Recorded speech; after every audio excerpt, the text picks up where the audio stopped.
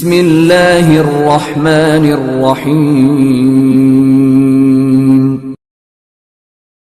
وكل محدثة بدعة وكل بدعة ضلالة وكل ضلالة في النار. أعوذ بالله من الشيطان الرجيم. بسم الله الرحمن الرحيم.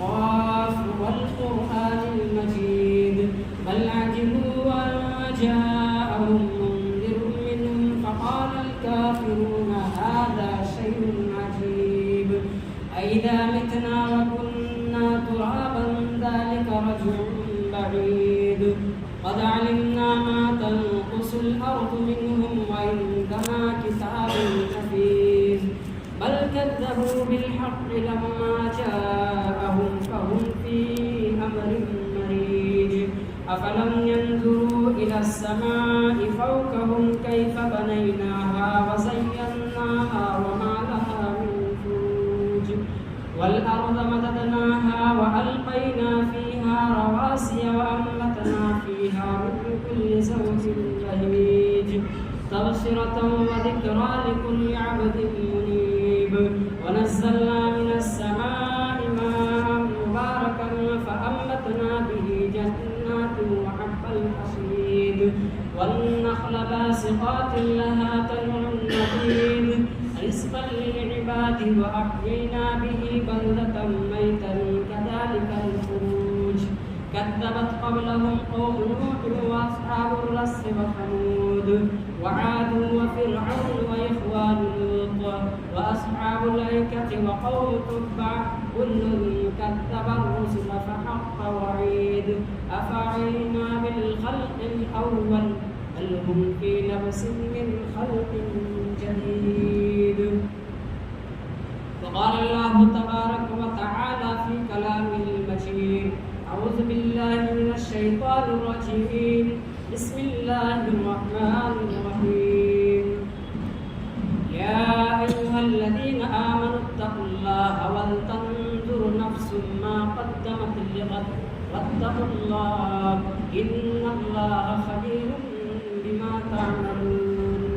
وقال النبي صلى الله عليه وسلم لا تزول قدم ابن آدم يوم القيامة حتى يسأل عن خمس عن عمره فيما أفناه وعن شبابه فيما أولاه وعن ماله من أين اكتسبه وفيما أنفقه وعن جسمه فيما أولاه وماذا عمل فيما علم. رواه الترمذي وصححه الألباني.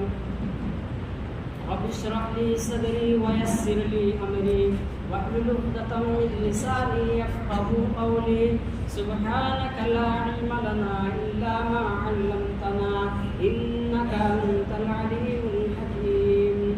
رب زدني علما اللهم رب زدني علما.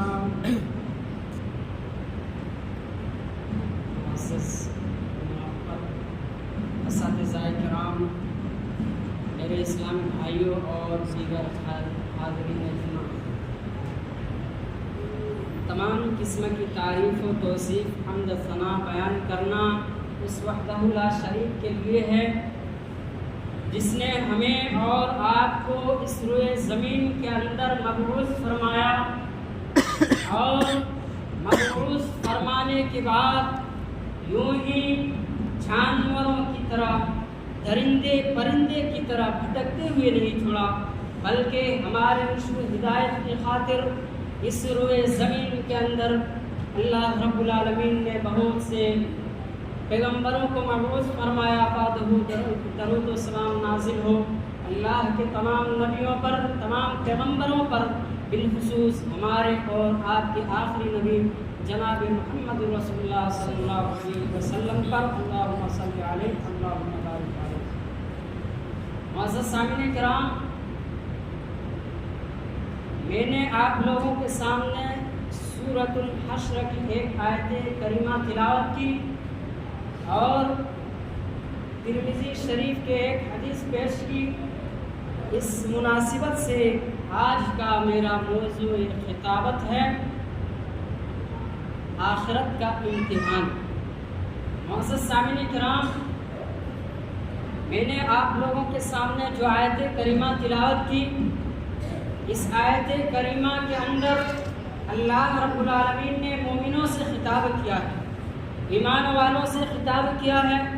اللہ رب العالمین نے فرمایا یا ایھا الذین آمنوا اتقوا اللہ ولتنظر نفس ما قدمت لغد، اے ایمان والو، اے وہ لوگوں جو ایمان لائے ہو، ڈرو اللہ رب العالمین سے، خوف کھاؤ اللہ رب العالمین سے، اور آنے والے کل کے لیے، کل کے بارے میں یعنی آخرت کے لیے تم نے کیا تیاری کی ہے، اس کے بارے میں تم سوچو اور غور و فکر کرو۔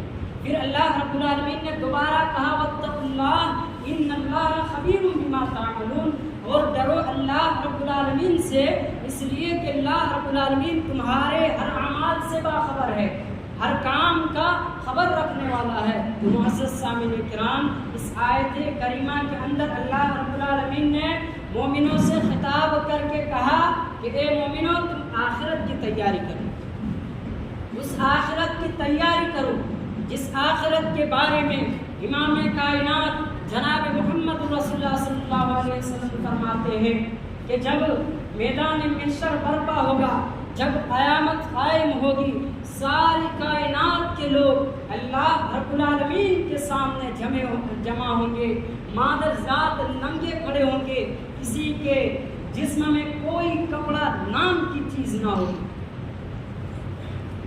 بخاری شریف کے حدیث ہے، حضرت عائشہ نے اللہ کے نبی سے پوچھا کہ اللہ کے نبی، کیا وہاں سب کے سب ننگے ہوں گے، مرد بھی ننگے ہوں گے، عورتیں بھی ننگی ہوں گی؟ تو آپ صلی اللہ علیہ وسلم نے فرمایا ہاں اے میری پیاری بیوی عائشہ، وہاں سب کے سب ننگے ہوں گے، مرد بھی ننگے ہوں گے، عورتیں بھی ننگے ہوں گی۔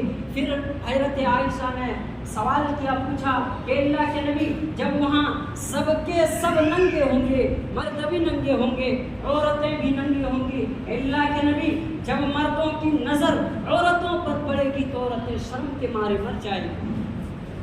تو آپ صلی اللہ علیہ وسلم نے ارشاد فرمایا اے میری پیاری بیوی عائشہ، الامر اشد من ان ينظر بعضهم لبعض، اے میری پیاری بیوی عائشہ، معاملہ اس سے کہیں زیادہ خطرناک ہوگا، معاملہ اس سے کہیں زیادہ بھیانک ہوگا، کسی کو کسی کی طرف دیکھنے کی ہمت نہ ہوگی، کسی کو کسی کی طرف دیکھنے کی فرصت نہ ہوگی۔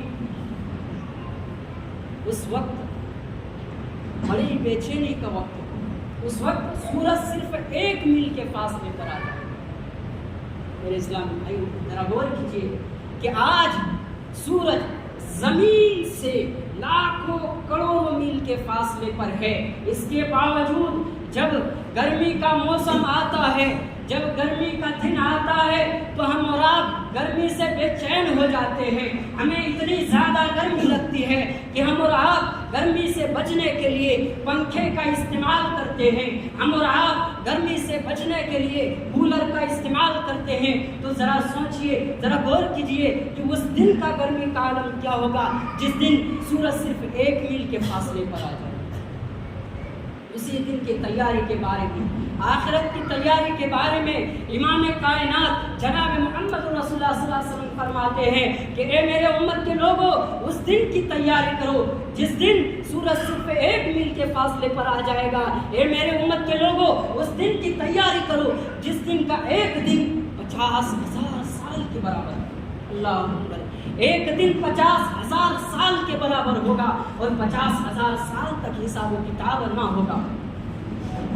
سارے لوگ اپنے اپنے اعمال کے مطابق پسینے میں ڈوبے ہوں گے، کوئی ٹخنوں تک، کوئی گھٹنوں تک، کوئی کمر تک، اور کوئی منہ تک پسینے میں شرابور ہوں گے۔ اللہ اکبر، اس دن کی تیاری کیجیے مسلمانوں۔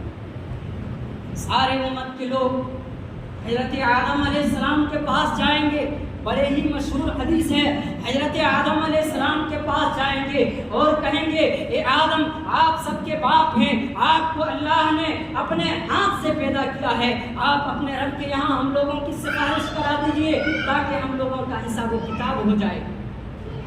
حضرت آدم علیہ السلام سفارش کرنے سے انکار کر دیں گے، حضرت نوح علیہ السلام کے پاس جائیں گے، حضرت نوح علیہ السلام بھی سفارش کرنے سے انکار کر دیں گے، حضرت ابراہیم علیہ السلام کے پاس جائیں گے، وہ بھی انکار کر دیں گے، حضرت موسیٰ علیہ السلام کے پاس جائیں گے، وہ بھی انکار کر دیں گے، حضرت عیسیٰ علیہ السلام کے پاس جائیں گے، وہ بھی انکار کر دیں گے۔ آخر میں امام کائنات جناب محمد رسول اللہ صلی اللہ علیہ وسلم کے پاس آئیں گے اور کہیں گے آقا آپ امام الانبیاء ہیں، آقا آپ کو اللہ نے آخری نبی بنا کر بھیجا ہے، آقا آپ اپنے رب کے یہاں ہم لوگوں کی سفارش کرا دیجئے تاکہ ہم لوگوں کا حساب و کتاب ہو جائے۔ اللہ اکبر۔ اللہ کے نبی صلی اللہ علیہ وسلم فرماتے ہیں کہ اس دن کا ایک دن 50,000 سال کے برابر ہوگا، بڑی بے چینی کا وقت ہوگا۔ اس وقت انسان اپنے رب سے کہے گا اے میرے پروردگار عالم، اے میرے رب تو آج ہم سے حساب لے لے اگرچہ ہم جہنم میں ہی چلے جائیں۔ اللہ اکبر۔ کتنا خطرناک منظر ہوگا کہ اس پرخطر منظر کو دیکھ کر انسان کہے گا کہ اے میرے پروردگار عالم، اے میرے رب تو آج ہم سے حساب لے لے اگرچہ ہم جہنم میں ہی چلے جائیں، مگر یہ تکلیف ہم برداشت نہیں کر سکتے۔ اللہ اکبر۔ میدان محشر میں کتنا خطرناک منظر ہوگا، کتنا پرخطر منظر ہوگا تو اس پرخطر منظر کو دیکھ کر انسان کہے گا اے میرے پروردگار عالم تو ہم سے حساب لے لے اگرچہ ہم جہنم میں ہی چلے جائیں، مگر یہ تکلیف ہم برداشت نہیں کر سکتے۔ جبکہ جہنم کا عذاب اس سے خطرناک ہوگا مسلمانوں، جبکہ جہنم کا عذاب اس سے بڑھ کر ہوگا، اور جہنم کا عذاب کتنا خطرناک اور کتنا بھیانک ہوگا اس کا اندازہ ہم مسلم شریف کتاب ایمان کی اس روایت سے لگا سکتے ہیں۔ مسلم شریف کی حدیث ہے، راوی حدیث حضرت نعمان بن بشیر رضی اللہ عنہ ہے، وہ بیان کرتے ہیں کہ اللہ کے نبی جناب محمد رسول اللہ صلی اللہ علیہ وسلم نے فرمایا کہ جہنم میں جس انسان کو سب سے ہلکا عذاب دیا جائے گا، سب سے تھوڑا عذاب دیا جائے گا، سب سے آسان عذاب دیا جائے گا، اس کو جہنم کی آگ کے جوتے پہنائے جائیں گے۔ اللہ اکبر۔ اللہ کے نبی صلی اللہ علیہ وسلم کیا فرماتے ہیں کہ جہنم میں جس انسان کو سب سے ہلکا عذاب دیا جائے گا، سب سے آسان عذاب دیا جائے گا، اس کو جہنم کی آگ کے جوتے پہنائے جائیں گے، اور جب پاؤں میں آگ کے جوتے پہنائے جائیں گے تو اس کا دماغ ایسے کھولنے لگے گا جیسے ہانڈی میں گرم پانی کھولتا ہے، جیسے ہانڈی میں گرم پانی کھولتا ہے۔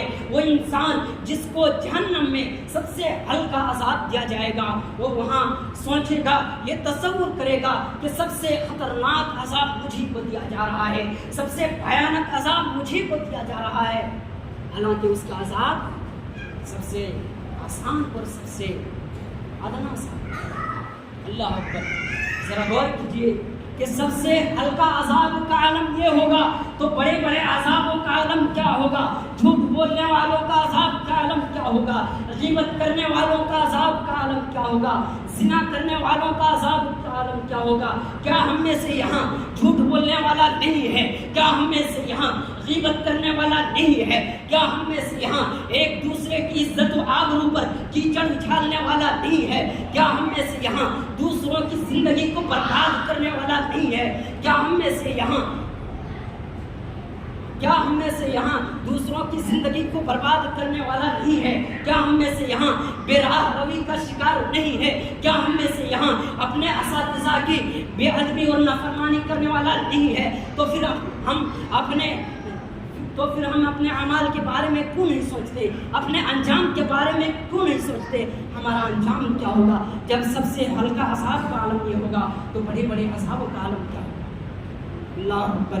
اس لیے مسلمانوں قبر کی زندگی کی تیاری کیجیے، آخرت کی زندگی کی تیاری کیجیے۔ یاد کیجیے صحابہ کرام کو کہ صحابہ کرام کس طرح سے نیکیاں کر کے بھی اللہ سے ڈرتے تھے، صحابہ کرام نماز پڑھ کر کے بھی اللہ سے ڈرتے تھے، صحابہ کرام روزہ رکھ کر کے بھی اللہ سے ڈرتے تھے، صحابہ کرام صدقہ و خیرات کر کے بھی اللہ سے ڈرتے تھے۔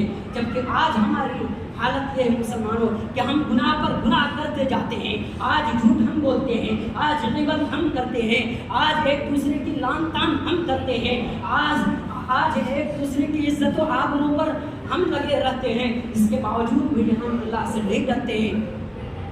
اس کے باوجود ہم اللہ سے نہیں ڈرتے ہیں اور اللہ سے نہیں ڈرتے ہیں، اس کا مطلب یہی ہے کہ ہمارے دلوں سے اللہ کا ڈر نکل چکا ہے، ہمارے دلوں سے خوف خدا نکل چکا ہے۔ اس لیے میرے اسلامی بھائیوں، اپنے دلوں کے اندر اللہ کا ڈر پیدا کر لو، اپنے دلوں کے اندر خوف خدا پیدا کر لو۔ ایک دوسرے اللہ رب العالمین نے فرمایا یا ایھا الناس اتقوا ربکم ان زلزلۃ الساعۃ شیء عظیم، لوگو اللہ رب العالمین سے ڈرو، بے شک قیامت کا زلزلہ ایک بہت بڑی چیز ہے۔ یوم ترونھا تذہل کل مرضعۃ عما ارضعت وتضع کل ذات حمل حملها وترى الناس سکارى وما هم بسکارى ولكن عذاب اللہ شدید۔ جس دن تم دیکھو گے بھول جائے گی ہر دودھ پلانے والے اپنے دودھ پلائے بچے کو، اور ہر حمل والی اپنا حمل گرا دے گی، اور تم دیکھے گا لوگوں کو بدماش اور پریشانی کی حالت میں نظر آئے گی۔ حالانکہ وہ پریشان اور بدماش نہیں ہوں گے، ولکن عذاب اللہ شدید، لیکن اللہ رب العالمین کا عذاب ہی سخت ہوگا۔ معزز سامعین کرام، اس لیے ہم قبر کی زندگی کی تیاری کریں اور ان سوالوں کا جواب تیار کریں جس دن اللہ رب العالمین ہم سے تنے تنہا اور اکیلا سوال کرے گا۔ بالکل ہم تنے تنہے اور تنے تنہا ہوں گے۔ اللہ رب العالمین کہے گا کہ بندے تو نے اپنی عمر کہاں گزاری؟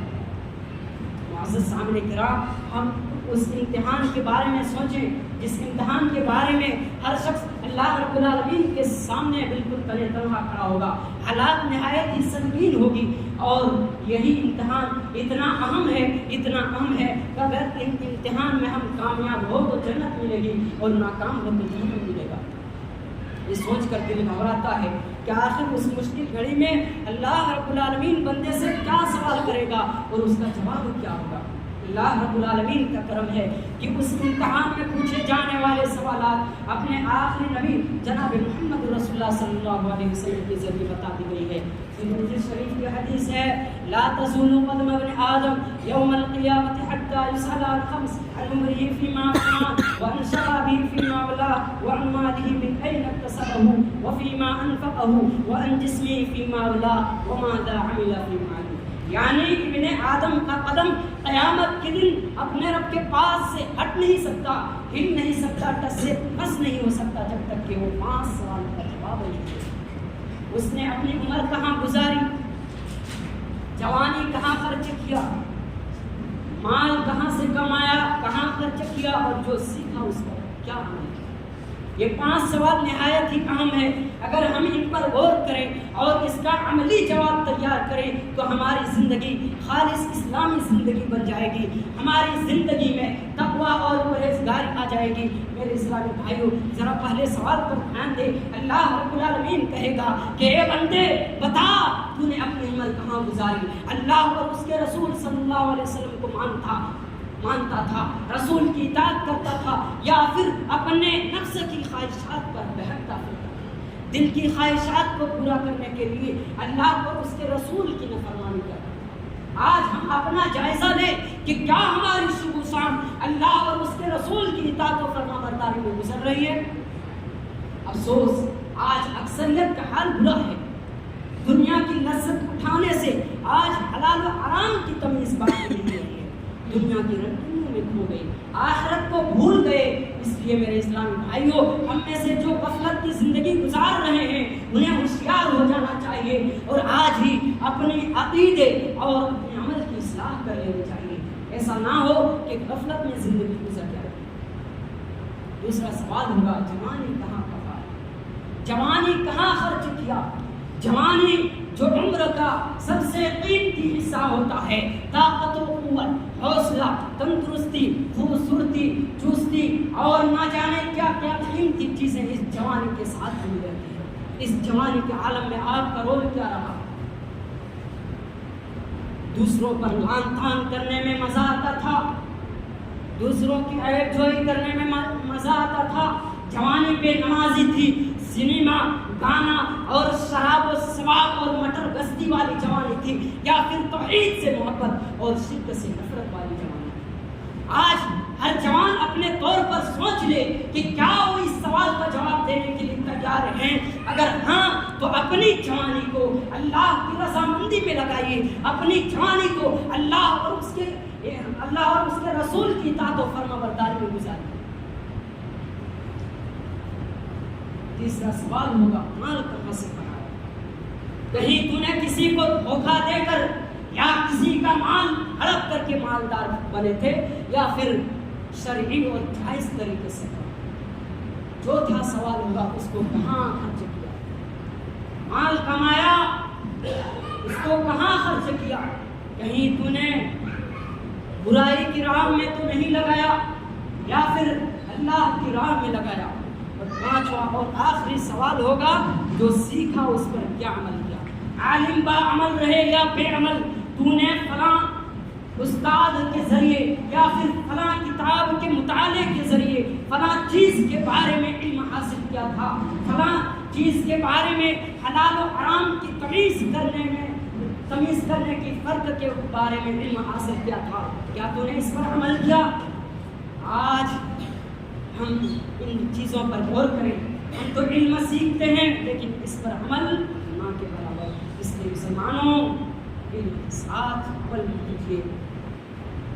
آخر میں اللہ رب العالمین سے دعا ہے کہ اللہ تو ہم تمام مسلمانوں کو آخرت کے امتحان میں کامیابی عطا فرما. اللہ ہم میں سے جو دوسروں کی عزت و آبرو پر نشانہ بنائے ہوئے ہیں, اللہ ہم میں سے جو فحش گوئی میں لگے ہوئے ہیں, اللہ ہم میں سے جو براہ روی کے شکار ہیں, اللہ تعالیٰ تو انہیں ہدایت عطا فرما, دین کی طرف انہیں لوٹا دے. آمین. وآخر دعوانا الحمدللہ رب العالمین.